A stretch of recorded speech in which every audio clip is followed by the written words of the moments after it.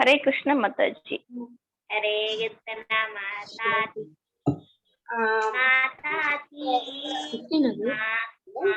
माताजी।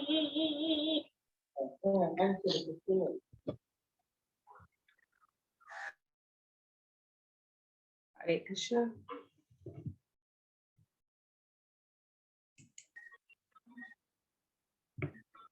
हरे कृष्णा डिवोटीज। हरे कृष्ण माताजी। हरे कृष्णा माताजी। हरे कृष्ण माताजी। हरे कृष्ण। இன்னைக்கு நீங்க தான் உங்களை வந்து மியூட்லயே வச்சிருக்கணும். நான் உங்களை மியூட் பண்ணினேன், ஆனாலும் என்ன ஆச்சுன்னு தெரியல, நீங்க எல்லாம் அன்மியூட்லயே இருக்கீங்க. ஸோ டிஸ்டர்பன்ஸ் ரெக்கார்டிங்ல வர வேண்டாம். நான் ரெக்கார்டிங் வேற ஸ்டார்ட் பண்ணிட்டேன். ஸோ நீங்க எல்லாருமே மியூட்டுக்கு போயிடுங்க. நான் உங்களை ரெக்வெஸ்ட் பண்ணா நீங்க அன்மியூட் பண்ணி பேசுங்க மாதாஜி ப்ளீஸ். நீங்க கோஆபரேட் பண்ணுவீங்கன்னு நம்புறேன். ஹரே கிருஷ்ணா. செஷனுக்கு போகலாம். இந்த செஷனுக்கு வந்திருக்கிற கிருஷ்ண பக்தர்கள் அனைவருக்கும் என்னுடைய மிக பணிவான வணக்கங்களை தெரிவித்துக் கொள்கிறேன். பிரேயர் சொல்லி ஆரம்பிக்கலாம். ஓம் நமோ பகவதே வாசுதேவாய. ஓம் நமோ பகவதே வாசுதேவாய. ஓம் நமோ பகவதே வாசுதேவாய. ஓம் அஜ்ஞானத்திமிராந்தஸ்ய ஞானாஞ்சலசலாகயா சக்ஷுருன்மிலிதம் येन तस्मै श्रीगुरवे नमः. नमः ओं विष्णुपदाय कृष्णप्रस्थाय भूतले श्रीमते भक्तिवेदान्त स्वामिनिधि नामिने। नमस्ते सरस्वती देवे गौरवाणी प्रचारिणे निर्विशेष शून्यवादी पाश्यता देशधारिणे। हे कृष्ण करुणा सिंधु दीनबंधो जगत्पते गोपेश गोपिका कांत राधा कांत नमोस्तुते। तप्त कांचन गौरंगी राधे वृंदावनेश्वरी वृषभानुसुते देवी प्रणमामि हरिप्रिये। जय श्री कृष्ण चैतन्य प्रभु नित्यानंद श्री अद्वैत गदाधर श्रीवासादि गौर भक्त वृंदा। हरे कृष्णा कृष्ण कृष्ण हरे हरे हरे राम राम राम हरे हरे। हरे कृष्णा कृष्ण कृष्ण हरे हरे हरे राम राम राम हरे हरे। हरे कृष्णा कृष्ण कृष्ण हरे हरे हरे राम राम राम हरे हरे। जगद्गुरु श्रील प्रभुपाद की जय। हरे कृष्णा डिवोटीज, என்னோட வாய்ஸ் ஆடிபிளா இருக்கா?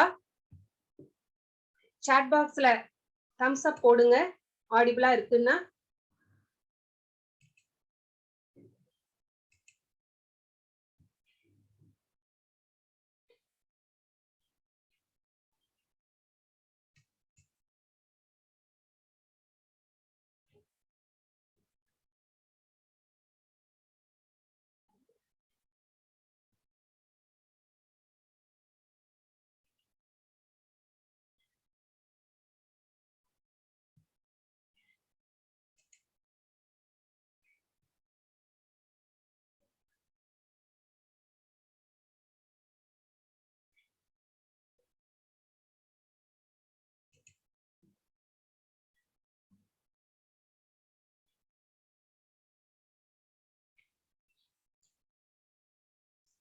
Hare Krishna. Am I audible? Am I audible? Devotees, am I audible?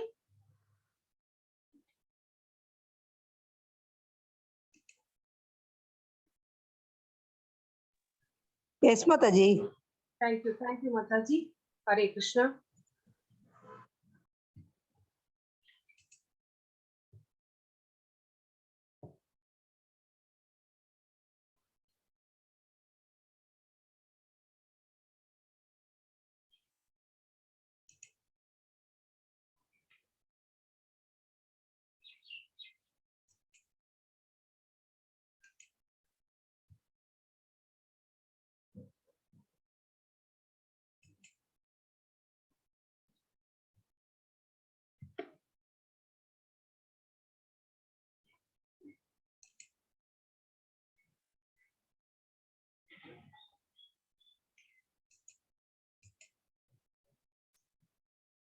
அத்தியாயம் 6 தியான யோகம் சாங்கிய யோகம்.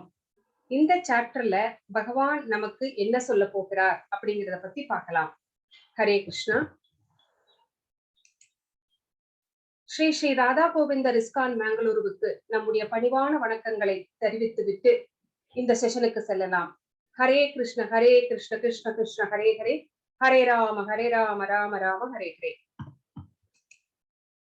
அத்தியாயம் 5 என்ன பார்த்தோம் அப்படிங்கறத நம்ம இப்ப ஒரு சுருக்கத்தை பார்த்திடலாம்.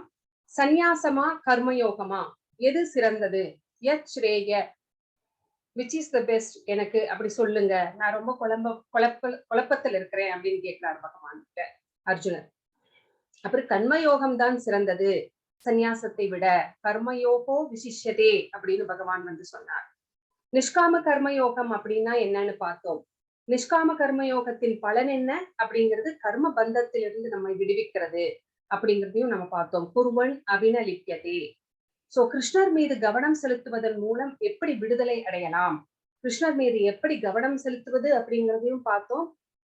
அதன் மூலமாக நாம் வந்து என்ன பயனை அடையலாம் அப்படின்னா, இந்த பௌதிக வாழ்க்கையிலே இருந்து, இந்த சம்சார சாகரத்திலே இருந்து நம்ம வந்து பகவானை அடையும் வழியை வந்து நமக்கு பகவான் காமிக்கிறார். சோ பகவானை பற்றி அறிந்து கொள்வதனால் என்ன பயன், நாத்வா மாம் சாந்தி ருச்சதி, இந்த பௌதிக உலகிலேயே வாழும் போது எப்படி அமைதியாக வாழ்வது அப்படிங்கிறதுக்கு சாந்தி மன்றம் கூட நம்ம பார்த்தோம். போக்தாராம் யக்த தபசாம் சர்வலோக மகேஸ்வரம் சுக்ருதம் சகவ பூதானாம் அப்படிங்கிற அந்த ஸ்லோகம் 5.29 நம்ம பார்த்தோம். ஹரே கிருஷ்ணா. இப்போ இன்னைக்கு என்ன பார்க்க போறோம் அப்படின்னா, முக்கியமான தலைப்புகள், வார்த்தைகள் என்னென்ன அப்படின்னு பார்த்திடலாம். அஷ்டாங்க யோகத்தில் முன்னேறுதல். சோ கர்மயோகம் பண்ணிக்கிட்டே பகவானை எப்படி அடைவது அப்படின்னு பகவான் சொன்னார் ஒரு சாப்டர்ல. அப்புறம் வந்து அதுக்கு முன்னாடி வந்து நான் 4th சாப்டர்ல ஞான யோகம் பண்ணிக்கிட்டு பகவானை எப்படி வந்து அடைவது அப்படின்னு சொன்னார். இப்போ இங்க என்ன சொல்றார் அப்படின்னா, அஷ்டாங்க யோகம். அஷ்டாங்க யோகம், அஷ்டா அப்படின்னாவே 8 அப்படின்னு அர்த்தம், 8 நிலைகள். சோ யோகம், அந்த அஷ்டாங்க யோகம் செய்து எப்படி பகவானை அடைவது அப்படிங்கறத இந்த சாப்டர்ல நம்ம பார்க்க போறோம். அதுல முக்கியமான வார்த்தை என்ன அப்படின்னா, சம புத்திர் விவஷ்யதே அப்படிங்கிறது.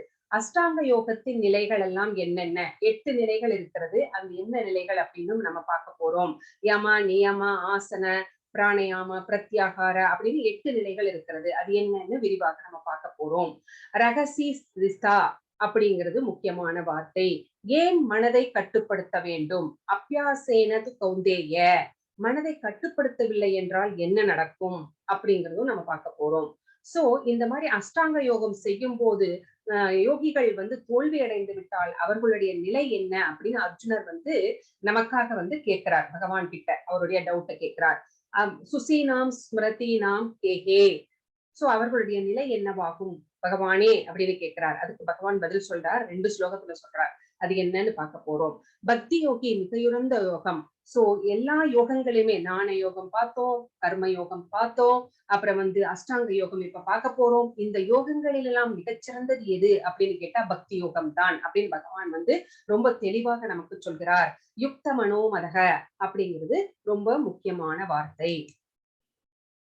சோ இந்த பிக்சர்ல நம்ம என்ன பார்க்க போறோம் அப்படின்னா, ஒரு யோகி வந்து எப்படி வந்து யோகா செய்து கொண்டு இருக்கிறார் அப்படிங்கறத நம்ம பாக்குறோம். அப்புறம் இங்க பாருங்க, இந்த யோகா அப்படிங்கிறது இப்ப அட் பிரசன்ட் யோகா அப்படின்னா என்னன்னா பிசிக்கல் எக்ஸசைஸ் தான். ஆனா அக்கார்டிங் டு பகவத்கீதா, யோகா அப்படின்னா a link between soul and super soul, நம்மையும் பகவானையும் இணைப்பது எதுவோ அதுவேதான் வந்து யோகா அப்படிங்கிறது. சோ இங்க வந்து 7 சக்கரங்கள் இருக்கிறது. சட் அப்படின்னாவே 7 சக்கரங்கள் இல்லைங்களா? சோ இந்த 7 சக்கரங்களும் என்ன சொல்கிறது அப்படின்னு பார்த்தோம் அப்படின்னா, இந்த 7 சக்கரங்களை பத்தி எனக்கு ரொம்ப எல்லாம் தெரியாது, தெரிஞ்ச வரைக்கும் நான் உங்களுக்கு சொல்றேன். சோ 7 சக்கரங்கள் இருக்கிறது. சோ இந்த நம்ம வந்து செயலாற்றி கொண்டே இருக்க வேண்டும். நம்மளுடைய அந்த இயல்பு என்ன அப்படின்னு நம்மளால சும்மா உட்கார்ந்து இருக்கவே முடியாது. சோ ஏதாவது ஒரு செயல்களை வந்து நாம் வந்து செய்து கொண்டே இருக்கணும். சும்மா இருந்தோம்னா கூட நம்ம மனசு எதையாவது திங்க் பண்ணிக்கிட்டே இருக்கிறோம். சோ இந்த உடலை வந்து நம்ம பாதுகாக்க வேண்டும் அப்படின்னா செயல்கள் செய்து கொண்டு இருக்க வேண்டும். சோ அதுக்குதான் வந்து ஜீவாத்மாவையும் பரமாத்மாவையும் இணைப்பது வந்து இந்த யோகா. சோ யோகா அப்படிங்கறத நம்ம பார்த்துட்டோம். யோக பயிற்சி செய்வதன் மூலமாக கூட பகவானை அடையலாம் அப்படிங்கறத நான் இப்ப சொல்ல வர்றேன். சோ இந்த மாதிரி தியானம் எல்லாம் செய்து நம்மை அதிலே முழுமை அடையும் போது பகவானை சென்று அடையலாம். சோ இந்த எப்படி தியானம் செய்வது அப்படின்னா, நம்ம உடம்புல 7 சக்கரங்கள் இருக்கிறது. 7 சக்கரங்கள்ல அந்த சக்கரங்களை ஒரு குருவின் மேற்பார்வையில் அவர் சொல்லிக் கொடுக்க நம்ம பயிற்சி செய்யும் போது அவர் அந்த சக்கரங்களை ஆக்டிவேட் பண்ண முடியும். சோ ஒரு குருவினுடைய மேற்பார்வையின் கீழ் தான் இதை நம்ம செய்ய முடியும். அப்படி பார்க்கும்போது அது வரைக்கும் அந்த சக்கரங்கள் எல்லாம் இன்ஆக்டிவா தான் இருக்கும், ஆக்டிவா மாறாது. சோ பக்தி, கர்மம், ஞான யோகம், தியான யோகம் இது எல்லாத்தையுமே விட நம்ம கடவுளை தொடர்பு கொள்ளுவதற்கு ஒரு வழியாகத்தான் சொல்லப்பட்டிருக்கிறது. சோ இந்த 7 சக்கரங்கள்ல முக்கியமானது எதுன்னா ஸ்பைனல் கார்டோட எண்டுல இருக்கிறது, அந்த டிப்ல இருக்கிறது மூலாதாரம் அப்படின்னு சொல்லப்படுகிறது. ஒவ்வொரு சக்கரத்திற்கும் ஒரு தேவர்கள் ரெப்ரசன்ட் பண்றாங்க, ஒரு கடவுளர்கள் ரெப்ரசன்ட் பண்றாங்க. தொப்புள் குடிக்கும் மூலாதாரத்துக்கும் நடுவுல, அதாவது வயிற்று பகுதியில இருக்கிறது சுவாதிஷ்டம் அப்படின்னு சொல்லப்படுகிறது. அந்த சுவாதிஷ்டத்துக்கு யாரு ரெப்ரசன்ட் பண்றா அப்படின்னு கேட்டா மகாவிஷ்ணு பகவான் கிருஷ்ணர் தான் ரெப்ரசன்ட் பண்றாரு. வயிற்றுல எப்பவுமே ஒரு நெருப்பு இருந்து கொண்டே இருக்கிறது, அந்த நெருப்பு தான் பகவான். அந்த நெருப்பு தான் நம்ம சாப்பிடுகிற சாப்பாடை ஜீரணம் பண்ணி அதை எனர்ஜியா மாத்தி எல்லா பாடிக்கும் டிஸ்ட்ரிபியூட் பண்றது. நம்ம அந்த நெருப்பு சரியாக இல்லை என்றால் நமக்கு ஜீரணமே ஆகாது, இன்டைஜஷன் இருக்கும் இல்லைங்களா? அப்ப பசிக்கவே இல்லை, எனக்கு ஏனோ சாப்பாடே சாப்பிட பிடிக்கல அப்படி எல்லாம் சொல்ற பாத்தீங்களா? சோ அந்த நெருப்பு சரியாக இல்லை அப்படின்னு அர்த்தம். சோ இந்த தொப்புள் கொடியில இருக்கிறது மணிப்புரா, அதுக்கு கணபதி ரெப்ரசன்ட் பண்றாரு. சோ இதயத்துல இருக்கிறது அநாத சக்கரம், அநாத சக்கரத்துக்கு பகவான் லார்ட் சிவா. சோ விசுத்த நாடி அப்படிங்கிறது கழுத்திலே இருக்கிறது. சோ இந்த மாதிரி ஒவ்வொரு சக்கரங்களும் ஆக்டிவேட் பண்ணணும் அப்படின்னா ஒரு குருவினுடைய மேற்பார்வையின் கீழ் தான் நாம் மனதை நிலைநிறுத்தி தியானம் செய்யும் போது அது ஆக்டிவேட் செய்யப்படுகிறது. சோ இது சும்மா ஒரு நீங்க தெரிஞ்சுக்கணும் அப்படிங்கிறதுக்காக தான் இது சொன்னேன் நானு. அடுத்தது அஷ்டாங்க யோகம், அஷ்ட அங்க யோகம். அஷ்ட அப்படின்னா 8, அங்கம் அப்படின்னா தெரியும் உங்களுக்கு, அங்கங்கள். யோகா அப்படின்னா இணைக்கிறது. 8 அங்கங்களை இணைத்து நம்ம யோகா செய்ய போகிறோம். நம்ம செய்யல, இது முன்னாடி இருந்த யுகத்துல செய்யப்பட்டது. சரிங்களா? இந்த காலத்துக்கு இந்த யோகம் அப்படிங்கிறது சரி வராது. சரிங்களா? இது முதல்ல இதெல்லாம் இந்த மாதிரிலாம் செய்து பகவானை அடைவதற்கு சத்தியுகத்திலே யோகிகளும் ஞானிகளும் முயன்றார்கள் அப்படின்னு சொல்லப்பட்டிருக்கிறது. அதை நம்ம தெரிஞ்சுக்கிறோம். சரிங்களா? அதுல என்னென்ன 8 என்ன அப்படின்னு கேட்டீங்கன்னா, யம, நியம, ஆசனம், பிராணயாமம், பிரத்யாகாரம், தாரணை, தியானம், சமாதி. 8வது. சோ யம அப்படின்னா என்ன? வெளிப்புற பண்புகள். நம்ம எந்த இடத்துல உட்கார்ந்து நம்ம தியானம் செய்ய போகிறோமோ அந்த அட்மாஸ்பியர். சோ நியமம் அப்படின்னா உட்புற பண்புகள். நம்ம மனசை அடக்கணும், நம்மளுடைய புலன்களை எல்லாம் அடக்க வேண்டும். சோ அதுதான் உட்புற பண்புகள். ஆசனம் அப்படின்னா உட்காரும் விதம், எந்த பொசிஷன்ல உட்காருவோம் அப்படிங்கிறது. பிராணயாமம் அப்படிங்கிறது நம்மளுக்கு எல்லாத்துக்கும் தெரியும், மூச்சு பயிற்சி. பிரத்யாகாரம் அப்படின்னா உட்கார்ந்ததுக்கு அப்புறமா நம்முடைய புலன்கள், கண்கள், காதுகள், இந்த மாதிரியான புலன்கள் அட்மாஸ்பியர்ல இருக்கிற மற்ற விஷயங்களை பார்த்து டிஸ்டர்ப் ஆகக்கூடாது, டிஸ்ட்ராக்ட் ஆகக்கூடாது. சோ அந்த புலன்களை எப்படி கட்டுப்படுத்துவது, அதுதான் பிரத்யாகாரம்.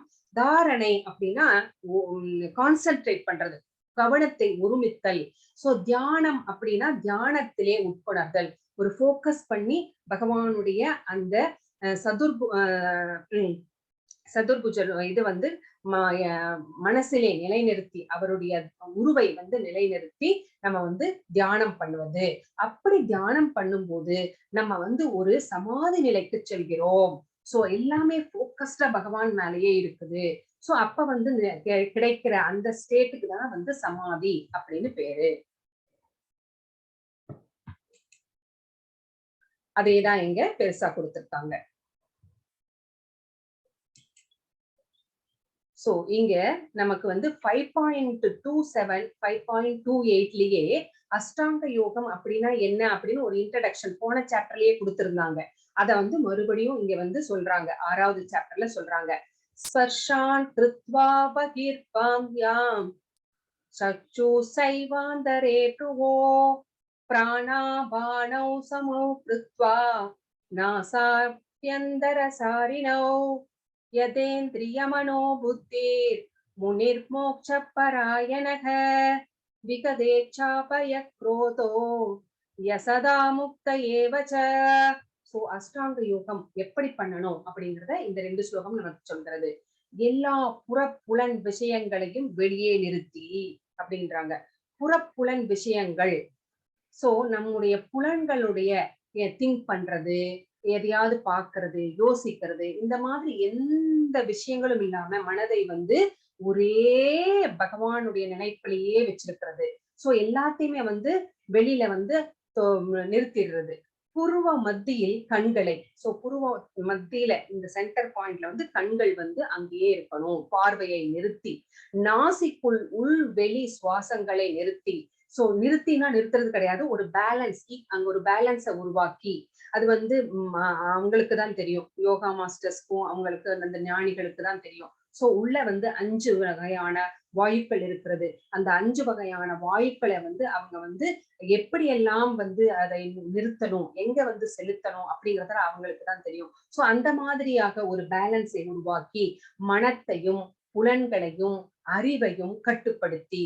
சோ மனசு எதையுமே நினைக்க கூடாது, புலன்கள் வந்து அங்க எங்க கை கால்லாம் எதுவுமே பண்ணக்கூடாது, கண்கள் எதையும் பார்க்க கூடாது. அந்த மாதிரி அறிவை வந்து பகவான் மேலேயே நிலை நிறுத்தி. சோ இந்த மாதிரி கட்டுப்படுத்தக்கூடிய முக்தியை விரும்பும் ஆன்மீகவாதி. அப்படிப்பட்ட ஆன்மீகவாதிக்கு ஆசை, பயம், கோபம் இது எல்லாத்திலிருந்தும் விடுபடுவதற்காகத்தான் இவ்வளவும் கஷ்டப்படுறான். சோ ஆசையிலிருந்து விடுபட வேண்டும், பயத்திலிருந்து விடுபட வேண்டும், கோபத்திலிருந்து விடுபட வேண்டும். சோ இப்படி ஒரு தியானம் செய்யும் போது இந்த 3லிருந்துமே நாம் வந்து விடுபடுகிறோம். சோ அப்படி இருப்பவன் நிச்சயமாக முக்தி அடைகின்றான் அப்படின்னு சொல்றாரு. இந்த மாதிரி செய்கின்றவர்கள் கண்டிப்பாக முக்தியை அடைவார்கள் அப்படிங்கிறது இந்த ஸ்லோகம் வந்து நமக்கு சொல்கிறது. இந்த 2 ஸ்லோகங்களும் 5.27 and 28. இப்ப நம்ம பார்க்க போறது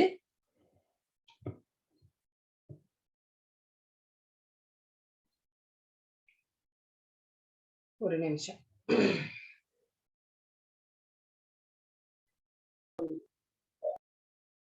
மனம், மனது வந்து நம்மளுக்கு நண்பனா விரோதியா அப்படின்னு பகவான் கிட்ட வந்து பகவான் வந்து நம்மளுக்கு சொல்றார். சோ பந்துர் ஆத்மாத்மனஸ்தஸ்ய ஏனாத்மைவாத்மனாஜிதக அநாத்மனஸ்துர் சத்ருத்வே வர்தேதாத்மைவ சத்ருவத். சோ மனதை வென்றவனுக்கு மனமே சிறந்த நண்பன், ஆனால் அவ்வாறு செய்ய தவறியவனுக்கு அதுவே மிகப்பெரிய விரோதி அப்படின்னு சொல்லிட்டாரு. சோ மனதை வந்து நம்ம கட்டுப்பாட்டுல வச்சுட்டு இருக்கணும். மனதை புலன்களை நம்ம கட்டுப்பாட்டுல வச்சிருந்தா அது வந்து நமக்கு சர்வெண்டா இருக்கும். இல்லைன்னா நம்ம மனதுக்கு சர்வெண்டா நம்ம போயிடுவோம். சோ மனதிற்கு தாசனாக மாறிவிடுவோம். சோ அப்ப வந்து அது வந்து என்னவாயிடும், நமக்கு மிகப்பெரிய விரோதியாக வந்து மாறிவிடும். சோ எப்ப நம்ம அதை நம்ம கட்டுக்குள்ள வச்சிருக்கிறோமோ அது நம்மளுக்கு ஃப்ரெண்டா ஒர்க் பண்ணும், நம்ம சொல்றதெல்லாம் செய்யும். இல்ல அது சொல்றதையெல்லாம் நம்ம கேட்க ஆரம்பிச்சிட்டோம்னா அது மாதிரி மிகப்பெரிய விரோதி நமக்கு இடவே இல்லை அப்படிங்கிறாரு. சோ மனதை அடக்கியவனுக்கு அது நண்பன், மனதை அடக்காதவனுக்கு மிகப்பெரிய எதிரி. சோ பற்று, பயம், கோபம் இதையும் 3ஐயும் கட்டுக்குள் வைத்திருக்க வேண்டும். ஒருத்தர் வந்து ரொம்ப கோபப்படுறார் அப்படின்னா அவர் மனதிலே ரொம்ப பயம் இருக்கிறது அப்படின்னு அர்த்தம். எந்த ப்ராப்ளம் வந்தாலும் அதை ஃபேஸ் பண்ண முடியல அப்படின்னு அர்த்தம். சோ அதனாலதான் அவர் வந்து கோபப்படுகிறார் அப்படிங்கறத நம்ம தெரிஞ்சுக்கணும். சோ இப்போ நம்மளை வந்து ஒருத்தர் வந்து அவமானப்படுத்திட்டார் அப்படின்னா நம்ம திரும்ப அவர் எப்ப அவமானப்படுத்தணும்னு காத்துட்டு இருக்க கூடாது. அது அவமானப்படுத்தினதற்கான அந்த பாவத்தை அவர் அனுபவிப்பார். அதை வந்து அப்படியே விட்டுறணும். அத பத்தி நினைக்கவே கூடாது. அவர் அறியாமையில் இருக்கிறார் அப்படின்னு நினைச்சு விட்டுட்டோம் அப்படின்னா நமக்கு அந்த கோபம், ஆத்திரம் அதை நம்ம செயலற்று போய்விடுவோம். இவனை எப்போ எப்போ எப்ப இவனை அவமானப்படுத்தலாம் அப்படிங்கிற அந்த நினைப்பு தான் மேலோங்கி இருக்கும். அதனால நமக்கு நிறைய ஹெல்த் இஷ்யூஸ் எல்லாம் வரும். நம்முடைய மூச்சு காற்று வேக வேகமாக ஒரு கோபத்திலே ஜாஸ்தியாகிறது. சோ அது நம்மளுடைய ஆயுளை குறைக்கிறது. சோ இந்த மாதிரி டென்ஷன் ஆகாம இருக்கணும் அப்படின்னா ஒருத்தர் நம்மளை ஏதாவது நம்ம செய்யாத தப்புக்காக ஏதாவது ஒண்ணு சொல்லிட்டா கூட பரவாயில்ல, நம்மளை அவமானப்படுத்தினாலும் பரவாயில்ல, விட்டுடலாம். அத பிறரை அவங்க அனுபவிச்சுப்பாங்க அப்படிங்கிற இது நம்மளுக்கு வந்துடணும். சோ ஒரு மானமோ அவமானமோ அதை பொருட்படுத்த வேண்டாம். சோ ரியாக்ஷன்ஸ் காட்ட வேண்டாம். இந்த மாதிரி யார் ரியாக்ஷன்ஸ் காட்டுவாங்க அப்படின்னா ரஜோகுணத்தில் இருப்பவர்கள் ரொம்ப இந்த மாதிரி ரியாக்ஷன்ஸ் எல்லாம் காட்டுவாங்க. நம்ம இப்ப எந்த குணத்துல மாறணும்னு நினைச்சிட்டு இருக்கோம்? சத்துவ குணத்துக்கு மாறணும்னு நினைச்சிட்டு இருக்கோம். சோ நம்ம எல்லாருமே சத்துவ குணத்துல இருக்கணும் அப்படின்னு நினைச்சா நம்மளுக்கு இந்த மாதிரி நம்ம வாழ்க்கையில இதை நம்ம எதிர்கொண்டிருக்கிறோம், இல்லைன்னு சொல்ல முடியாது. எல்லாத்துக்குமே இந்த இது இருக்கு. சரிங்களா? அதனால நம்ம இப்ப இது தெரிஞ்சுக்கிட்டதுனால நம்ம நம்மளை சத்துவ குணத்திலேயே வைத்திருக்கலாம். கோபப்பட வேண்டாம். ட்ரை பண்ணி பார்க்கலாமே, இல்லைங்களா? ஹரே கிருஷ்ணா.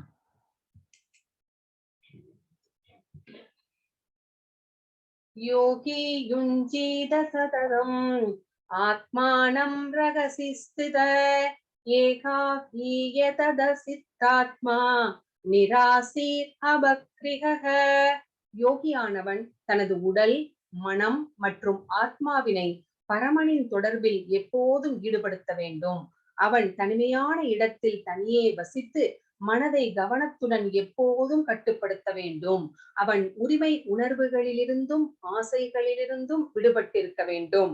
சோ இப்போ நம்ம அந்த பரத முனிவரோட கதையை நம்ம பார்த்தோம்.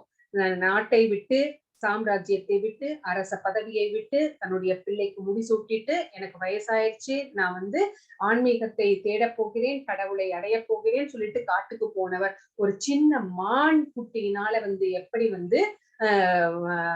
அலைகழிக்கப்பட்டார். அடுத்த பிறவியிலே அவர் மானாக பிறந்தார் அப்படிங்கிறத நம்ம பாக்குறோம். அதனால ஒரு யோகி தன்னுடைய உடலை, தன்னுடைய மனத்தை, தன்னுடைய ஆத்மாவினை இந்த மூன்றுமே பகவானுக்கே அர்ப்பணித்து பகவானுடைய பக்தி தொண்டிலேயே அவன் ஈடுபட்டிருக்க வேண்டும். வேற எந்த செயல்களையும் காட்டுக்கு போய் உட்கார்ந்துட்டு வீட்டை பத்தி நினைக்க கூடாது. சோ பகவானுடைய அந்த முழுமுதற் கடவுளுடைய அந்த ரூபத்தை மனதிலே நிலைநிறுத்தி தியானம் செய்ய பழகி கொண்டிருக்க வேண்டும். அவன் எப்படியான இடத்தை தேர்ந்தெடுக்க வேண்டும்? ஒரு செக்லூடட் பிளேஸ், ஒரு ஆற்றங்கரையில, இல்லைன்னா ஒரு வனப்பகுதியில, இந்த மாதிரி ஒரு புனிதமான இடத்தை தேர்ந்தெடுத்து அங்க மக்கள் நடமாட்டமோ ரொம்ப இதெல்லாம் இருக்கக்கூடாது. அந்த மாதிரி ஒரு தனிமையான இடத்தை தேர்ந்தெடுத்து அங்கே உட்கார்ந்து தியானத்தை பழக்க வேண்டும். சோ அப்பதான் மனதை கட்டுப்படுத்த முடியும். சோ அவன் உரிமை உணர்வுகள் இருக்கக்கூடாது. இது என்னுடையது அப்படிங்கறத உரிமை உணர்வு. சோ ஆசைகளும் இருக்கக்கூடாது. சோ ப்ரொப்ரைட்டர்ஷிப்பும் கூடாது, ஆசைகளும் மெட்டீரியல் டிசையர்ஸும் இருக்கக்கூடாது. யோகிகளுக்கு அது இருக்காது. சரிங்களா? சோ அப்படிப்பட்டவர்கள் தான் யோகிகள் அப்படின்னு சொல்லப்படுகிறார்கள். சோ இந்த யோகிகள் ஜப முறையில் பகவானை தியானிக்கிறார்கள். சோ ஜபம் பண்ணும் போது எப்படி ஜபம் பண்ணுகிறார்கள் அப்படின்னா அவர்கள் பகவானுடைய மகா மந்திரத்தை உச்சரிக்கிறார்கள். அந்த உச்சரிக்கிறது அவர்களே கேட்கிற அந்த அளவுக்கு சத்தமா உச்சரிக்கிறாங்க. அப்ப அவருடைய காதுகள் அதை சிரவணம் பண்ணுகிறது, கேட்டுக்கொண்டிருக்கிறது. சோ வாய் சொல்லுகிறது, காதுகள் கேட்டுக்கொண்டிருக்கிறது, சிரவணம் பண்ணுகிறது. சோ இந்த மாதிரி தான் அவர்கள் ஒரு தனிமையான இடத்தை தேர்ந்தெடுத்து ஜபம் செய்வார்கள் ஒரு சத்தியோகத்துல எல்லாம். ஆனா நம்மளுக்கு அது சாத்தியம் இல்லை. நம்மளுக்கு சாத்தியம் இல்லாததுனால நம்மளுக்கு எங்க டிஸ்டர்பன்ஸ் இல்லையோ, ஃபார் எக்ஸாம்பிள் உங்க வீட்டுல எந்த பிளேஸ்ல உட்கார்ந்தா அமைதியா இருக்குமோ அந்த இடத்துல உட்கார்ந்து நம்ம ஜபம் பண்ணலாம். இது எல்லாமே இந்த அஷ்டாங்க யோகம் என்பது சத்திய யுகத்திலும் முன்னாடி இருந்த யுகத்திலும் செய்யப்பட்டு கொண்டிருந்த யோகாசனங்கள் தான் இந்த அஷ்டாங்க யோகம் என்பது. ஹரே கிருஷ்ணா.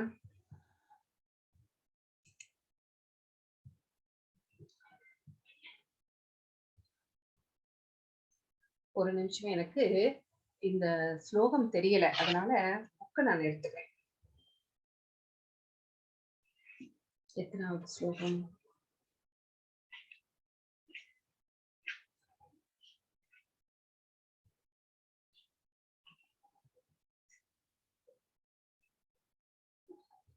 ஓகே.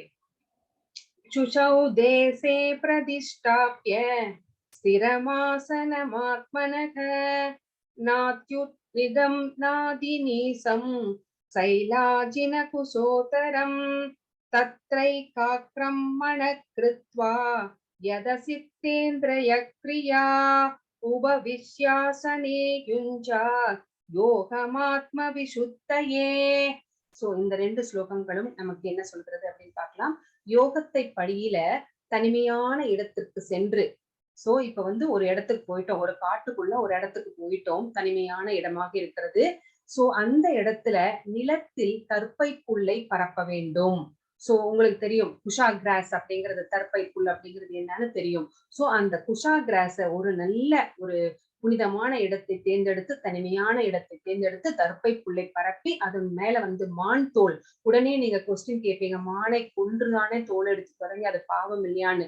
மான்கள் இயற்கையாக இறந்து பட்டதுக்கு அப்புறமா அந்த தோலை எடுத்து அதை தான் யூஸ் பண்றாங்க, அதை கொன்னு யூஸ் பண்ண மாட்டாங்க.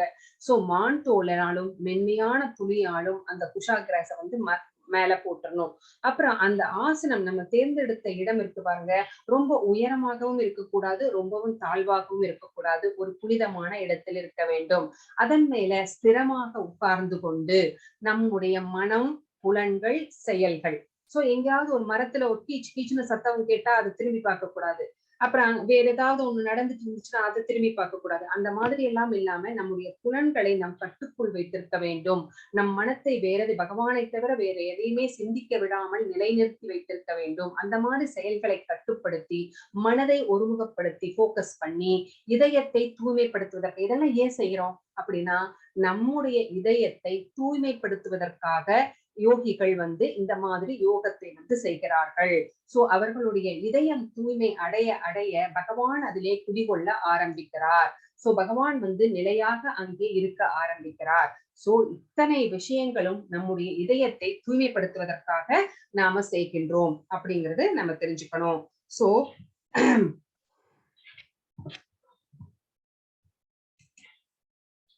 இப்போ பிரத்யாகாரா அப்படின்னா என்னன்னு பார்க்க போறோம். சோ ஒவ்வொன்னா நம்ம பார்த்துக்கிட்டே வரலாம். யுஞ்சன்னகேவத் சதாத்மானம் யோகி நியதமானசக சாந்திம் நிர்வாண பரமாம் மத்சஸ்தாம் அதிகச்சதி. இவ்வாறாக உடல், மனம் மற்றும் செயல்களை இடையறாது கட்டுப்படுத்த பழகிய யோகி தனது ஒழுங்குபடுத்தப்பட்ட மனதுடன் பௌதீக வாழ்வை களைந்து இறைவனின் திருநாட்டை, அதாவது கோலோக பிருந்தாவனத்தை, கிருஷ்ணலோகத்தை அடைகிறான். சோ முதல்ல என்ன பார்த்தோம், அவன் அங்க உட்கார்றான், அந்த தனிமையான இடத்தை தேர்ந்தெடுக்கிறான். குஷா கேஸ், அப்புறம் மான் தூள், மென்மையான துணி எல்லாத்தையும் போட்டு ஸ்திரமாக அமர்ந்து, நம்ம முதல்ல பார்த்தோம் கண்களை எங்க வச்சிருக்கணும், நாசிக்குள்ள அந்த வாயுக்களை எப்படி ஈக்வி பேலன்ஸ் வச்சோம், அந்த மாதிரி எல்லாம் மனதையும் உடலையும் புலன்களையும் கட்டுப்படுத்தி போக்கஸ் பண்ணி அந்த மாதிரி பழகிய யோகி இப்ப மனசு ஒரு டிசிப்ளினுக்கு வந்துருச்சு. அதுக்கப்புறமா அவங்களுக்கு மெட்டீரியல் டிசைர்ஸ் எதுவும் கிடையாது, எந்த சென்ஸ் கிராட்டிபிகேஷனும் இல்ல. சோ அவங்களுடைய போக்கஸ் எல்லாமே பகவானை அடைவது. சோ இப்படிப்பட்ட யோகிகள் கண்டிப்பாக பகவானுடைய திருநாட்டை அடைகிறார்கள். சோ பகவானுடைய திருநாடு எது? கோலோக பிருந்தாவனம்.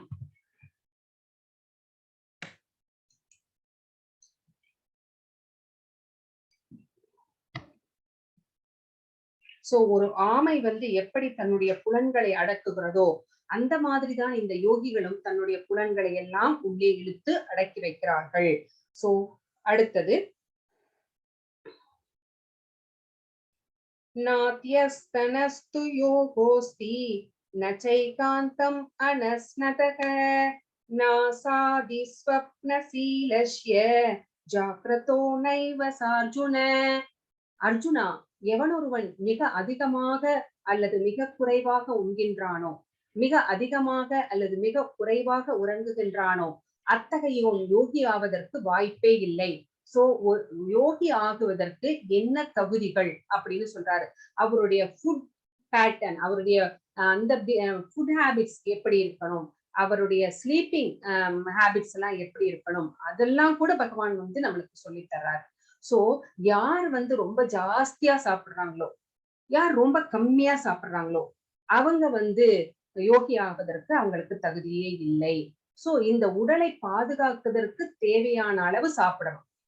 ரொம்ப குறைவா சாப்பிட்டா வந்து நம்மளுக்கு ஹெல்த் இஷ்யூஸ் வரும் இல்லைங்களா? அதே மாதிரி ஃபுட்டை பார்த்த உடனே ஏதோ 10 நாள் பட்டினி கிடந்த மாதிரி சாப்பிடக்கூடாது. அந்த மாதிரி சாப்பிட்டாலும் ஹெல்த் இஷ்யூஸ் தான் வரும். சோ அந்த மாதிரி சாப்பிடுறவனும் யோகி ஆவதற்கு தகுதி இல்லாதவன். அதே மாதிரி தூக்கத்தை பத்தியும் சொல்றாரு. ரொம்ப குறைவாகவும் தூங்கக்கூடாது, ரொம்ப ஜாஸ்தியாகவும் தூங்கக்கூடாது. அவனுக்கும் வந்து யோகி ஆகும் வாய்ப்பு இல்லை அப்படின்னு வந்து பகவான் வந்து இங்க நம்மளுக்கு சொல்லுகிறார். சோ ஃபுட் அப்படின்னு இருந்தா ஒரு சாத்வீகமான உணவை எடுத்துக்கொள்ள வேண்டும். மென்மையான புளிப்பு, மென்மையான காரம், மிக குறைந்த எண்ணெய், பால் பொருட்கள், பழங்கள், காய்கறிகள், இந்த மாதிரியாக சாத்வீகமான உணவை தான் நாம் வந்து உட்கொள்ள வேண்டும். சோ அதே மாதிரி தூங்குற பேட்டர்ன் கூட இப்பெல்லாம் வந்து ஐடில ஒர்க் பண்றவங்க பாவம் இல்லைங்களா, நைட் எல்லாம் வேறொரு கண்ட்ரிக்காக நம்ம வந்து அந்த கண்ட்ரி டைமுக்குள்ள அது அந்த மாதிரி நம்ம வேலை செய்யறாங்க இல்லைங்களா? தூக்கம் முழிச்சு நைட் டைம் எல்லாம் வந்து அவங்க வேலை செய்யறாங்க, நைட் டியூட்டி எல்லாம் பாக்குறாங்க. சோ அந்த மாதிரி இயற்கையை வந்து மீறி நம்ம செயல்படும் போது இரவு அப்படிங்கிறது நம்ம வந்து ரெஸ்ட் எடுக்கிற டைம். என்ன ரெஸ்ட் எடுக்கும்? நம்முடைய உள் உறுப்புகள் எல்லாம் ரெஸ்ட் எடுக்கும். எப்படி அப்படின்னு கேட்டா, அந்த சமயத்துல நம்ம வந்து நம்மளுடைய பாடி தூங்கிட்டு இருக்கோம். ஆனா உள் உறுப்புகள் எல்லாம் தங்களுடைய கழிவுகளை வெளியேற்றிட்டு ரெஸ்ட் எடுக்கிற டைம். இப்போ அந்த டைம்ல வந்து நம்ம உட்கார்ந்து வேலை செஞ்சுட்டு இருந்தோம் அப்படின்னா, ஃபார் எக்ஸாம்பிள் கல்லீரல் எடுத்துக்கோங்க, ஈரல் எடுத்துக்கோங்க, எல்லாமே எடுத்துக்கோங்க. சோ அது கழிவுகளை வெளியேற்ற வேண்டிய நேரத்துல நம்ம முழிச்சுட்டு லைட்டை போட்டுட்டு வேலை செஞ்சுட்டு இருக்கோம். இல்லைன்னா Facebook பார்த்துட்டு இருக்கிறோம், இன்ஸ்டாகிராம் பாக்குறோம், படம் பாக்குறோம், என்னமோ பண்றோம். சரிங்களா? அப்ப வந்து அதனுடைய செயலாற்றும் திறன்கள் எல்லாமே வந்து பாதிக்கப்படுகிறது. அதனாலதான் ஹெல்த் இஷ்யூ சின்ன வயசுலயே எல்லாத்துக்கும் 25 வயசுலயே வந்து ஹார்ட் அட்டாக் வருதுன்னு சொல்றோம். அப்புறம் முட்டி வலி வருது, என்னென்னமோ வருது சின்ன வயசுலயே இல்லைங்களா? சோ ஏன் அப்படின்னா நம்ம இயற்கையை மீறி செயல்படுகிறோம், இயற்கையை மாற்ற முயல்கிறோம். சோ அதனாலதான் வந்து நம்மளுக்கு இவ்வளவு ஹெல்த் இஷ்யூஸ் வந்து நம்மளுக்கு வருகிறது. சோ யாரெல்லாம் வந்து இயற்கைக்கு எதிராக செயல்படுகிறார்களோ அவர்களுக்கு இந்த வாய்ப்புகள் வந்து ரொம்ப அதிகம் அப்படிங்கிறத நம்ம வந்து தெரிஞ்சுக்கணும். சோ ஃபுட்லயும் கட்டுப்பாடு இருக்கணும், உறக்கத்திலும் வந்து நம்மளுக்கு கட்டுப்பாடுகள் இருக்கணும். இப்போ நியமா அப்படின்னா என்னன்னு பார்க்க போறோம். யுக்தாஹார விகாரஸ்ய யுக்த சேஷ்டஸ்ய கர்மசு யுக்த ஸ்வப்னாவபோதஸ்ய யோகோ பவதி துக்கஹா. சோ உண்ணுதல், உறங்குதல், உழைத்தல், கேளிக்கை ஆகிய பழக்கங்களை நெறிப்படுத்தியவன் யோக பயிற்சியின் மூலமாக எல்லா துன்பங்களையும் பெருமளவில் நீக்கிவிட முடியும். சோ எல்லாத்துலயுமே ஒரு டிசிப்ளின். அதுக்கு மேல நீங்க அமிர்தமே கொடுத்தாலும் சாப்பிட மாட்டாங்க சில பேர். அவங்க நான் இந்த இவ்வளவுதான் சாப்பிடுவேன், இந்த டைமுக்கு தான் சாப்பிடுவேன் அப்படின்னு ஒரு டிசிப்ளின் வச்சிருக்காங்க பாத்தீங்களா? அவங்க எல்லாம் வந்து பெருமளவில் எல்லா துன்பங்களும் அவங்களுக்கு இருக்காது. அவங்க வந்து ஏன்னா ஒரு டிசிப்ளின்டு லைஃப வந்து வாழ்ந்துட்டு இருக்காங்க. சோ அவங்க எதுலெல்லாம் வந்து இது பண்றாங்கன்னா, உண்ணுதல் சாப்பாட்டு விஷயத்துல, உறங்குதல் தூங்குற விஷயத்துல, சோ உழைத்தல் கூட எப்படி உழைக்கணும்? நம்முடைய இப்போ நம்ம வீட்டுல இருக்கிற அம்மா அப்பாவை பாதுகாக்க வேண்டும், மனைவி பிள்ளைகளை பாதுகாக்க வேண்டும், குழந்தைகளை படிக்க வைக்கணும், அவங்களுக்கு நல்ல விதத்துல கல்வி கொடுக்கணும், ஒரு வேலையில் அமர்த்தணும், அவங்களுடைய ஃபியூச்சருக்கு நம்ம ஏதாவது சேமித்து வைக்கணும். இவ்வளவுதான் நம்ம பண்ணணுமே ஒழிய பேர பிள்ளைகளுக்கு அடுத்த ஜெனரேஷனுக்கு அப்படின்னு 7 தலைமுறைக்கு சொத்து சேர்க்க வேண்டிய அவசியம் இல்லை. அந்த மாதிரி இந்த அளவுக்கு உழைச்சா போதும். சோ ஒரு கழுதைக்கு அது மேல எவ்வளவு பாரத்தை ஏத்தி ஏத்தி ஏத்தி அதனுடைய எஜமானர் வச்சுக்கிட்டே இருக்கிறார். ஆனா அந்த கழுதைக்கு தெரிவதில்லை, அதை அவுத்து விட்டா அது ஒரு புல்லுக்கட்டு தானே போய் மேய்ஞ்சு அதனுடைய வயிற்றை நிரப்பிக்க முடியும். ஆனா அது என்ன பண்ணுது? அது முட்டாள்தனமாக தன்னுடைய எஜமானருக்கு பயந்துகிட்டு எவ்வளவு சுமைகளை வந்து ஏற்றிக்கொள்கிறது. அந்த மாதிரிதான் நம்ம தேவையில்லாம உழைச்சிட்டு இருக்கோம். ஃபார் எக்ஸாம்பிள், நான் இந்த எக்ஸாம்பிள் சொல்லக்கூடாது, மயிலாப்பூர்ல அந்த ஆடிட்டர் ஃபேமிலி என்னாச்சு அப்படிங்கறத நம்ம பாக்குறோம் இல்லைங்களா? அவர்கள் சேர்த்து சொத்து என்னவானது? அந்த சொத்துனாலதானே அவங்க உயிரிழந்தார்கள். அதுக்காக சொத்து சேர்க்க கூடாது, நம்மளால பணம் இல்லாம ஒரு நாய் கூட நம்மள சீண்டாது. நம்மளுக்கு எவ்வளவு தேவையோ, இப்போ இருக்கிறதுக்கு எவ்வளவு தேவையோ அதை மட்டும் நம்ம பார்த்துக்கிட்டா போதும். நம்மளுடைய அந்த அடுத்த ஜெனரேஷனுக்கெல்லாம் நம்ம வந்து பேரனுக்கு, கொள்ளு பேரனுக்கு அப்படியா நம்ம சேர்க்க வேண்டிய அவசியம் இல்லை. சோ அந்த உழைத்தலையும் வந்து நம்ம நெறிப்படுத்த வேண்டும். சோ கேளிக்கை அப்படிங்கிறது வந்து அதையும் வந்து நம்ம நெறிப்படுத்த வேண்டும். சோ இந்த மாதிரி பழக்கங்களை ஒரு டிசிப்ளினுக்கு கொண்டு வந்துட்டோம் அப்படின்னா அவங்களுக்கு எந்த துன்பங்களுமே கிடையாது. இதுதான் வந்து நியமா. சோ பழக்க வழக்கங்களை நாம் நெறிப்படுத்துகிறோம். இப்ப அடுத்தது தாரணா அப்படின்னா என்னன்னு பார்க்க போறோம். சோ தாரணா அப்படின்னா யதா விநியதம் சித்தம் ஆத்மன்யேவாவதிஷ்டதே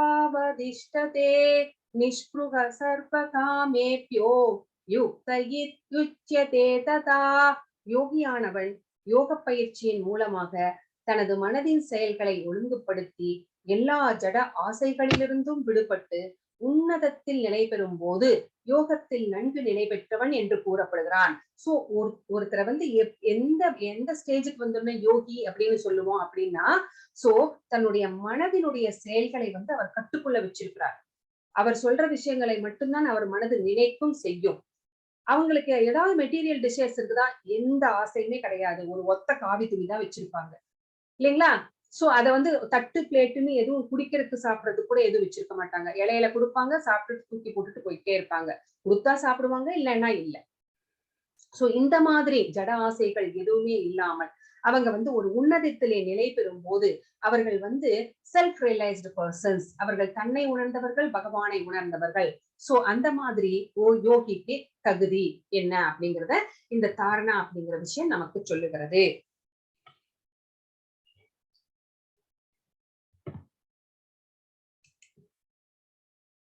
இப்போ நம்ம என்ன பார்க்க போறோம்? தியானத்துல என்ன அப்படின்னு பார்த்தோம்னா, யதா தீபோ நிவாதஸ்தோ நேங்கதே சோபமாம் ஸ்ருதா யோகினோ யத சித்தஸ்ய யுஞ்சதோ யோகமாத்மனஹ. காற்று வீசாத இடத்தில் உள்ள தீபம் அசையாமல் இருப்பதை போல மனதை அடக்கிய யோகியும் திவ்யமான ஆத்மாவின் மீதான தனது தியானத்தில் எப்போதும் ஸ்திரமாக உள்ளான். சோ காற்று வீசாத இடத்துல ஒரு தீபத்தை ஏற்றி வைங்க, அது ஆடாம அசையாம நிலையா எரிஞ்சுக்கிட்டே இருக்கும். அந்த மாதிரிதான் ஒரு யோகியோட மனசு கூட சுற்றுப்புறத்தை பற்றி கவலைப்படாது, தன்னுடைய புலன்களை அடக்கி கொண்டு மனசை அடக்கி கொண்டு பகவானுடைய அந்த ரூபத்தை மனதிலே நிலைநிறுத்தி அவர்கள் வந்து பகவான் மேல போக்கஸ் பண்ணி தியானம் பண்ணிக்கிட்டு இருக்காங்க. அது எதுக்கு சமம்? ஒரு ஆடாம அசையாம ஒரு காற்று வீசாத இடத்துல ஏற்றி வைத்த தீபத்துக்கு சமம். சோ தனது தியானத்தில் எப்போதுமே அவர்கள் வந்து ஸ்திரமாக இருக்கிறார்கள், சோ நிலையாக இருக்கிறார்கள் அப்படின்னு இந்த ஸ்லோகம் வந்து நமக்கு சொல்கிறது. சோ அவங்களுக்கு வந்து சுற்றுப்புறத்துல எது நடந்தாலும் அவர்களுக்கு கவலை கிடையாது, அது அவர்களை பாதிக்காது. சோ நல்ல திவ்யமான பக்திமயமான விஷயங்களை மட்டுமே வந்து அவர்கள் வந்து பேசுவார்கள். சுத்தி நடக்கின்ற கஷ்டங்களும் அவர்களுக்கு வந்து எந்த பாதிப்பையும் ஏற்படுத்தாது. சோ அவர் நமக்கு வந்து 9 வாயில்கள் இருக்கிறது. சோ இந்த உடம்பு, இந்த நகரம் சொல்றோம், இந்த உடம்பை வந்து ஒரு நகரம், இந்த உடம்பு அப்படிங்கிறது 9 வாயில்கள் கொண்ட ஒரு நகரம். என்னென்ன வாயில்கள் அப்படின்னா 2 கண்கள், 2 காதுகள், 2 நாசி துவாரங்கள், ஒரு வாய், ஆனஸ் அண்ட் ஜெனிட்டல்ஸ். சோ இந்த மாதிரி 9 வாயில்கள் கொண்ட நகரமாக நம்முடைய உடல் வந்து சித்தரிக்கப்படுகிறது. சோ எப்ப நம்ம வந்து பக்தி மயத்திலே இருக்கிறோமோ, பக்தியில வந்து ரொம்ப தீவிரமாக இருக்கிறோமோ, சோ எப்ப நம்ம குணத்தை வந்து சத்துவ குணத்துக்கு மாற்றி கொண்டிருக்கிறோமோ அப்போ வந்து நம்ம ரஜோ குணத்திலிருந்து சத்துவ குணத்திலே மாறும் போது இந்த 9 வாயில்களும் வந்து என்ன பிரகாசப்படுத்தப்படுகிறது, சத்துவ குணத்திலே பிரகாசப்படுத்தப்படுகிறது. சோ நம்மளுடைய உடம்பு முழுக்க சத்துவ குணத்திலேயே இருக்கும். சோ அப்போ வந்து ரஜோ குணத்திலிருந்து நம்ம வந்து சத்துவ குணத்திலே இருக்கும் போது நம்ம வந்து விலங்கினமாக பிறப்பதற்கு நமக்கு வாய்ப்பு இல்லை. நம்ம வந்து அப்ப மனித பிறவி அப்படிங்கிறது எத்தனையோ பிறவிக்கு அப்புறமா நம்மளுக்கு கிடைத்திருக்கிற ஒரு வாய்ப்பு. அரிது அரிது மானிடராய் பிறத்தலருது அப்படின்னு ஔவையார் சொல்லியிருக்கிறார். சோ முன்னாடி ஜென்மத்துல நம்ம ஏதோ நல்ல விஷயங்கள் செய்ததுனாலதான் நம்மளுக்கு இப்ப வந்து நம்ம மனித பிறவி கிடைத்திருக்கிறது. மனித பிறவியின் நோக்கம் பகவானை சென்று அடைவது. ஆனா அது நம்மளுக்கு தெரியல, அஜ்ஞானத்துல இருக்கிறோம். அதனால நம்ம வந்து இந்த புலனின்பங்களை அனுபவிப்பதற்காகத்தான் நம்ம பிறந்திருக்கிறோம் அப்படின்னு நம்ம இக்னரன்ஸ்ல இருக்கிறதுனால நம்ம நினைச்சிட்டு இருக்கிறோம். சோ அது உண்மை கிடையாது. எப்ப நம்மளுக்கு உண்மை தெரிந்ததோ பகவானை அடைவதற்கு நம்ம எல்லா விதத்திலும் நம்ம வந்து முயற்சி செய்ய வேண்டும். சோ அதுதான் வந்து இங்க சொல்லப்படுகிறது. சோ நம்ம வந்து சத்துவ குணத்திலே தான் இருக்கணும். ரஜோ குணத்திலிருந்து சத்துவ குணத்துக்கு நம்மை வந்து மாற்றிக்கொள்வதற்கு நம்மளுக்கு வந்து ஒரு சான்ஸ் இருக்கிறது. அப்போ சத்துவ குணத்திலே இருக்கும் பொழுது நம்மளுக்கு பக்தி செய்வதற்கும் நம்மளுக்கு வந்து பகவான் வந்து ஒரு சான்ஸ் நம்மளுக்கு கொடுக்கிறார். அடுத்தது கடைசியா இருக்கிறது என்ன அப்படின்னா சமாதி என்று அழைக்கப்படும் பக்குவ நிலை. சோ இதுல இருந்து யோக பயிற்சியின் மூலமாக ஜட செயல்களிலிருந்து முழுமையாக விளக்கப்படுகிறது. சோ நம்ம ஜட செயல்கள் எதுவுமே செய்வது கிடையாது பௌதீகத்துல. தூய மனதால் தன்னை கண்டு தன்னில் இன்பத்தை அனுபவித்ததற்கு ஒருவனிடம் உள்ள திறனில் இருந்து இந்த பக்குவ நிலையை உணரலாம். சோ கடைசி ஸ்டேஜ் இதுதான். அவங்க மனசு எல்லாமே பகவான் நிறைஞ்சு இருக்கிறார். சோ அதனால பகவான் நிறைஞ்சு இருக்கிறதுனால பகவானுக்கும் நமக்கும் ஒரு இணைப்பு ஏற்பட்டு அவர்கள் தன்னிலே இன்பத்தை காண்கிறார்கள். அந்த இன்ப நிலையில் அவர்களுடைய புலன்கள் எல்லாமே திவ்யமான ஆனந்தத்தையே அனுபவிக்கிறது. இந்த மாதிரி இருக்கிறவர்கள் வந்து அந்த நிலையிலிருந்து கீழான மறுபடியும் நிலைக்கு போக மாட்டாங்க, ஜட இன்பத்தை நாடி போக மாட்டாங்க. ஏன்னா அவங்களுக்கு தெரியும் இதை விட உயர்ந்த நிலை வேறு கிடையாது அப்படின்னு. இப்போ நம்மளுக்கு ஒரு கம்மர்கட்டு இருக்குது, குலோப் ஜாமுன் இருக்குது, எந்த ஸ்வீட்டை வந்து நம்ம விரும்புவோம் அப்படின்னு பார்த்தோம் அப்படின்னா நீங்களே சொல்லுங்க, யாராவது ஒருத்தர் சொல்லுங்க. உங்களுக்கு கமர்கட் வேணுமா இல்ல ரசகுல்லாவோ குலாப் ஜாமுனா வேணுமா? ஜாமுன் வேணுமா? சொல்லுங்க. நம்ம வந்து உயர்ந்த சுவையைத்தான் நாடுவோம். அப்போ இந்த இல்லைங்களா? அப்போ உங்களுக்கு ஹையர் டேஸ்ட் தான் உங்களுக்கு வேண்டி இருக்குது. அப்போ இந்த பௌதீக விஷயங்கள் அப்படிங்கிறது எல்லாமே ஒரு ஆரம்பமும் இருக்கிறது, ஒரு முடிவும் இருக்கிறது. இது எல்லாமே தற்காலிகமானது, அசத். அப்போ சத் எது அப்படின்னா பகவான். சோ பகவானை வந்து அடைவதுதான் உயர்ந்த லாபம். சோ அதுதான் உயர்ந்த டேஸ்ட், ஹையர் டேஸ்ட். சோ அந்த ஹையர் டேஸ்ட வந்து அந்த யோகி வந்து அனுபவித்து விட்டான். அப்போ அனுபவிச்சதுக்கு அப்புறமா அவன் கீழிறங்கி வருவானா அப்படின்னா வரமாட்டான், யாருமே வரமாட்டாங்க. சோ அந்த நிலையில் அமைந்தவன் அந்த பௌதிக உலகத்திலேயே வாழ்ந்து கொண்டு இருந்தாலும் கூட அவனுக்கு நிறைய துயரங்கள் எல்லாம் நிகழ்ந்தாலும் கூட அந்த துயரங்கள் வந்து அவனை ஒருபோதும் வந்து பாதிப்பது கிடையாது. அவன் நிலையான மனசோட இருக்கிறான். அந்த மாதிரி ஸ்டேஜுக்கு தான் சமாதி அப்படின்னு பேரு. இப்போ போக்கஸ் பத்தி சொல்றாங்க. இங்க எவ்வளவு போக்கஸ்டா இருக்கிறார் அர்ஜுனர் அப்படிங்கிறது. சோ இங்க வந்து துரோணர் பயிற்சி கொடுக்கிறார். சோ இந்த பிக்சரை வந்து நான் ஆல்ரெடி விளக்கிட்டேன். எல்லாரும் வந்து என்ன தெரியுது அந்த மரத்துலன்னு கேட்கும்போது எல்லாரும் ஒன்னொன்னு சொல்லுவாங்க. ஆனா வந்து அர்ஜுனன் மட்டும் எனக்கு கழுகின் கண்ணு மட்டும்தான் தெரியுது அப்படின்னு சொல்லிட்டு அவர் தன்னுடைய பானத்தை எய்வார் இல்லைங்களா? அதே மாதிரி இங்க வந்து பஞ்ச பாண்டவர்கள் எல்லாருமே வந்து 12 ஆண்டுகள் வந்து வனவாசம் செய்யணும் அப்படின்னு வந்து சொல்லிட்டாங்க இல்லைங்களா? அதுலயும் வந்து கடைசி 1 வருஷம் வந்து மறைந்திருந்து வாழ வேண்டும். அந்த மறைந்திருந்து வாழும் போது கூட யாரையாவது ஒருத்தரை கண்டுபிடிச்சிட்டா கூட மறுபடியும் 12 வருஷம் அவங்க வந்து அஞ்ஞான வாசம் எடுக்க வேண்டும் அப்படின்னு துரியோதனனுக்கு வந்து தெரியாதா எப்படி எல்லாம் கொடுமைப்படுத்தணும் அப்படின்ட்டு இல்லைங்களா? சோ அந்த மாதிரி சொல்லிட்டாங்க. சோ இத வந்து விதுர மகாத்மா கிட்ட வந்து கேட்கிறார், நான் எங்களுக்கு ஏன் இவ்வளவு கஷ்டம், நாங்க என்ன தப்பு பண்ணினோம் அப்படின்னு கேட்கும்போது விதுர மகாத்மா என்ன சொல்றாரு அப்படின்னா, இப்போ வந்து நம்ம ஏகாதசி விரதம் இருக்கிறோம் இல்லைங்களா? ஏகாதசி விரதம் இருக்கும்போது விரதத்துக்கும் பட்டினிக்கும் என்ன வித்தியாசம்? யாராவது சொல்ல முடியுமா? ஹரே கிருஷ்ணா டிவோட்டீஸ்.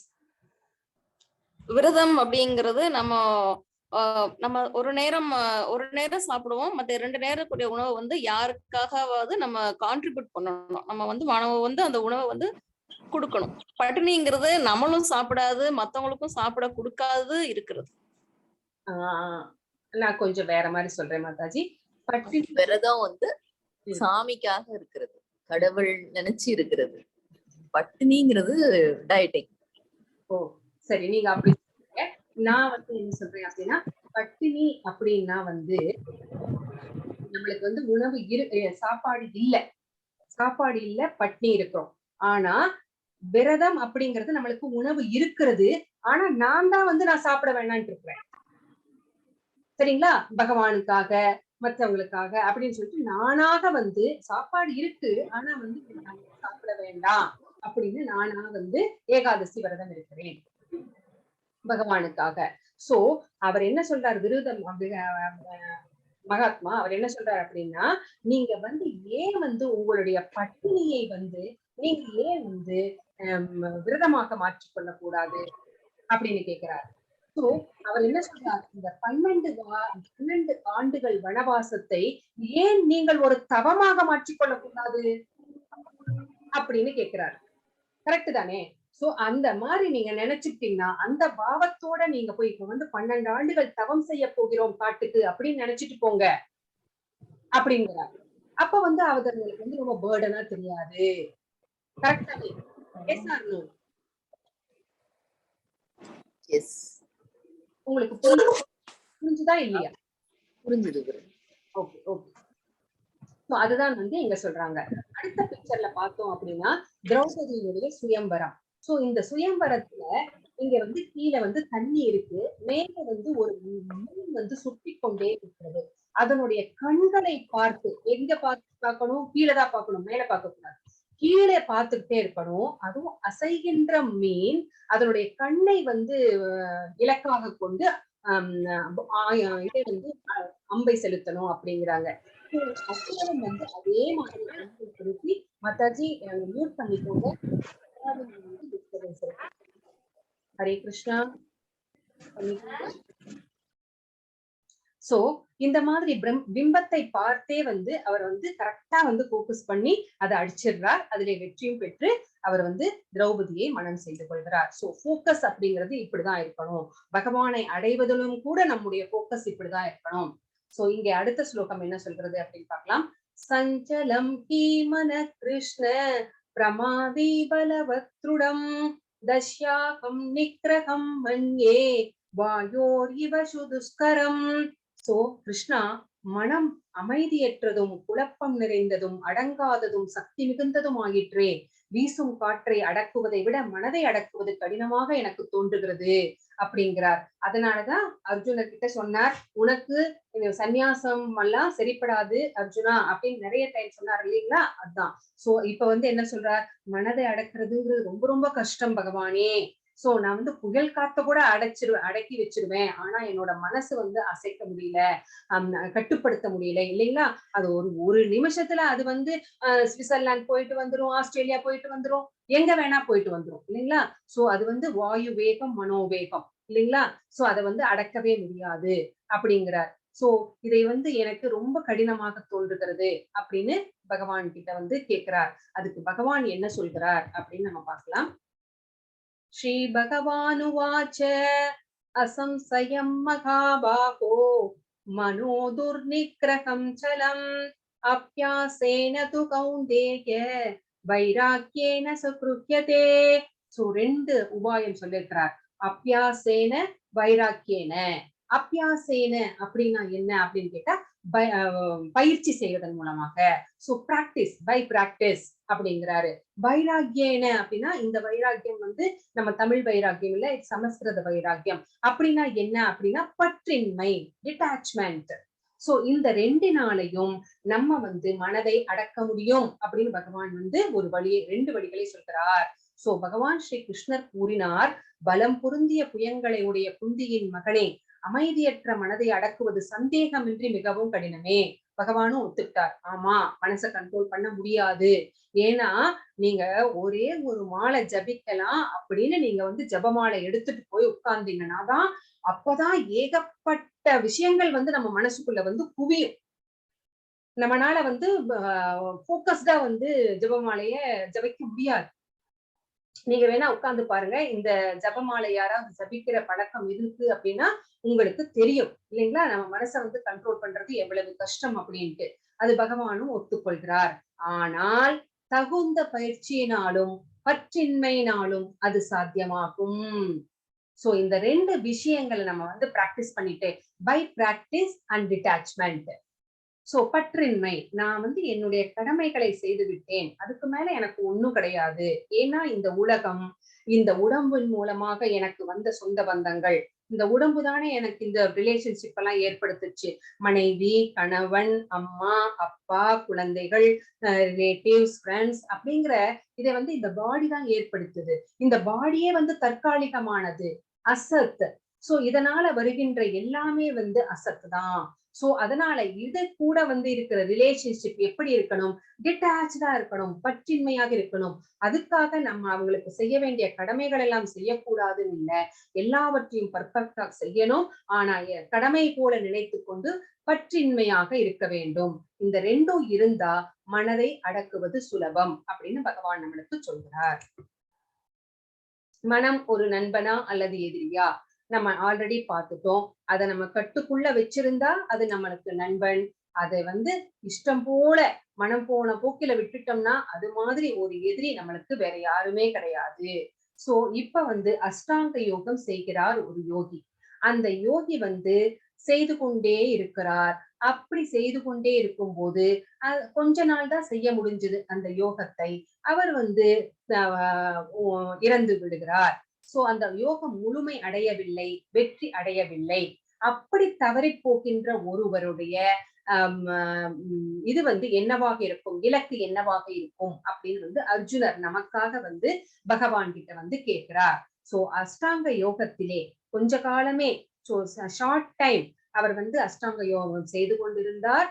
ஆனால் வந்து இறந்து விடுகிறார். அவருடைய நிலை என்ன பகவானே அப்படின்னு கேட்கும் போது பகவான் சொல்றார், பிராப்ய புண்ணிய கிருதாம் லோகான் உசித்வா சாஸ்வதி சமா சுசீனாம் ஸ்ரீமதாம் கே யோக பிரஷ்டோபிஜாயதே. வெற்றி அடையாத யோகி. சோ அவர் வந்து வெற்றி அடையல இன்னும்.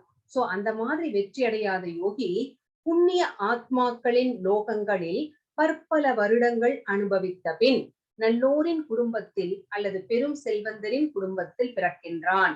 சோ புண்ணிய ஆத்மாக்கள் எந்த லோகத்துல வாழ்கிறார்களோ அந்த லோகத்துல, ஃபார் எக்ஸாம்பிள் சந்திரலோகமாக இருக்கலாம், பிரம்மலோகமாக இருக்கலாம், எந்த லோகத்துல வந்து புண்ணிய ஆத்மாக்கள் இருக்கிறார்களோ அந்த லோகத்துக்கு வந்து அவருடைய புண்ணிய பலன்களுக்கு ஏற்ப, அந்த யோகியின் புண்ணிய பலன்களுக்கு ஏற்ப அவர் வந்து அங்க போகிறார். சரிங்களா? அங்க போய் அங்க இருக்கிற சுகங்களை எல்லாம் அனுபவிக்கிறார். அப்போ புண்ணிய பலன்கள் எல்லாம் தீர்ந்ததுக்கு அப்புறமா அவர் நல்லவர்களுடைய குடும்பத்தில், ஒரு ஆன்மீகவாதியின் குடும்பத்தில், நல்லவர்களுடைய குடும்பத்தில், நான் ஆன்மீகவாதிகளுடைய குடும்பத்தில், இல்லைன்னா பெரும் செல்வந்தரின் குடும்பத்தில். சோ ஏன் இந்த ரெண்டு இடத்துல பிறக்கிறாங்க? ஏன்னா அவங்களுக்கு பக்தி செய்வதற்கு மீண்டும் ஒரு சான்ஸ் கொடுக்கிறார் பகவான். அதற்காக தான். சோ அவங்க நல்லவர்களின் குடும்பத்திலோ இல்லை வந்து செல்வந்தரின் குடும்பத்திலோ வந்து அவங்க வந்து பிறந்து மறுபடியும் பக்தி செய்ய இயலும் அப்படிங்கிற ஒரு சான்ஸை வந்து அவங்களுக்கு கொடுக்கிறார். இப்போ இன்னொருத்தர், அவர் வந்து லாங் டேர்மா வந்து இந்த அஷ்டாங்க யோகத்தை செய்து கொண்டிருக்கிறார். அவரும் வந்து அந்த வெற்றியை அடைவதற்கு முன்பே தவறி விடுகிறார். அப்ப அவருடைய நிலை என்ன பகவானே அப்படின்னு வந்து அர்ஜுனர் கேட்கிறார். அப்போ அதுக்கு பகவான் என்ன சொல்றார்? அதவா யோகினாம் ஏவ குலே பவதி தீமதாம் ஏதத்தி துர்லபதரம் லோகே ஜன்மயத்ருஷம் அப்படிங்கிறார். அல்லது நீண்ட கால யோக பயிற்சிக்கு பின் வெற்றி அடையாதவர் அறிவில் சிறந்து விளங்கும் ஆன்மீகங்களின் குலத்தில் பிறப்பது அறிவில் சிறந்து விளங்கும் ஆன்மீகிகளின் குலத்தில் பிறப்பது உறுதி. சோ ஆன்மீகவாதிகள் சோ அந்த மாதிரி அந்த குலத்திலே வந்து பிறப்பார்கள். சோ இந்த பிறவி அது வந்து அந்த மாதிரி பிறக்கிற பிறப்பு அப்படிங்கிறது வந்து ரொம்ப ரொம்ப ரேர் அப்படின்னு சொல்லிட்டார். சோ அப்படிப்பட்ட யோகிகள் வந்து ஆன்மீகங்களின் குலத்திலே பிறக்கலாம், ஆனால் அப்படிப்பட்ட பிறப்பு அப்படிங்கிறது ரொம்ப ரேர். சோ நம்மளே வந்து நம்ம பாக்குறோம் இல்லைங்களா, மாரத்தான்ல லட்சக்கணக்கான பேர் ஓடுறாங்க, ஆனா வெற்றி அடைவது என்னவோ ஒரே ஒருத்தர் தானே. அந்த மாதிரிதான் இங்கேயும் சொல்றார். சோ வெற்றி அடைவது, பகவானை சென்று அடைவது அப்படிங்கிறது ரொம்ப ரொம்ப கஷ்டம், அதே சமயத்துல ரொம்ப ரொம்ப எளிது. இது பின்னாடி வர்ற ஸ்லோகத்துல நீங்க தெரிஞ்சுப்பீங்க. பக்தி செய்வது அப்படிங்கிறது எளிது, at the same time it is கடினம் அப்படிங்கிறது கூட.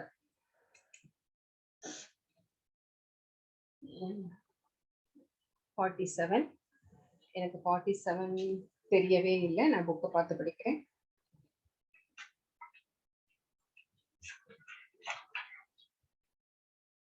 युक्ततमो मदः